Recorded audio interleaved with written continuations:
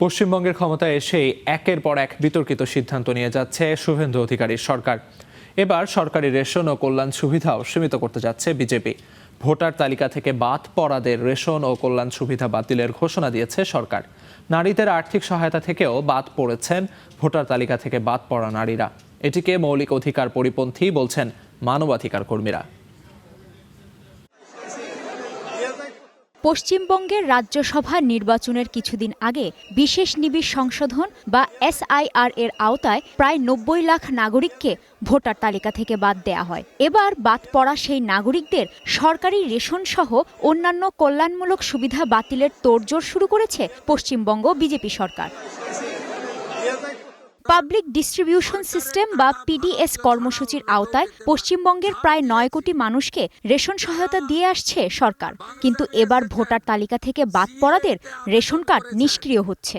শুরু হয়েছে তথ্য যাচাই বাছাই প্রক্রিয়াও। সরকারের টাকা ভারতীয় ছাড়া অন্য কেউ পেতে পারে না।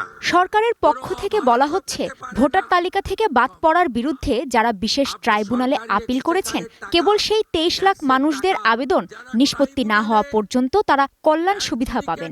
ট্রাইব্যুনালে আবেদন করেছিলেন, তাদের এই ভাতা চালু রাখার সিদ্ধান্ত গ্রহণ করেছে। 2021 সালে লক্ষ্মীর ভাণ্ডার নামে একটি প্রকল্পের আওতায় অসচ্ছল নারীদের প্রতি মাসে নগদ অর্থ সহায়তা দিত তৃণমূল কংগ্রেস। সেটির নাম এখন অন্নপূর্ণা যোজনা। মমতা বন্দ্যোপাধ্যায়ের সময় প্রায় 2,40 লাখ নারী প্রতি মাসে 1,400 রুপি করে আর্থিক সহায়তা পেতেন। শুভেন্দুর সরকার মাসিক সহায়তার পরিমাণ বাড়িয়ে 3,000 রুপি করেছে। তবে বাদ পড়ছে SIR তালিকায় বাদ পড়া লাখো নারী।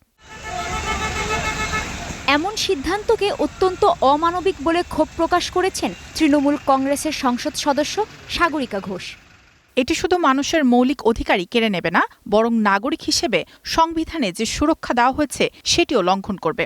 SIR এর মতো একটি ত্রুটিপূর্ণ প্রক্রিয়ার ভিত্তিতে মানুষের খাদ্য ও সরকারি কল্যাণমূলক সুবিধা কেড়ে নেওয়া যায় না।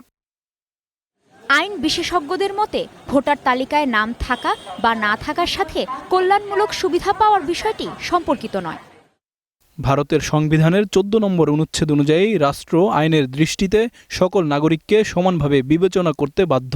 সরকারি কল্যাণমূলক সুবিধার সঙ্গে ভোটার তালিকার কোনো সম্পর্ক নেই। সরকারের এই সিদ্ধান্তকে চ্যালেঞ্জ জানিয়ে সুপ্রিম কোর্টে আবেদন করেছে পশ্চিমবঙ্গের ক্ষেত মজুর সমিতি। কাজী শাহরিন, স্টার নিউজ।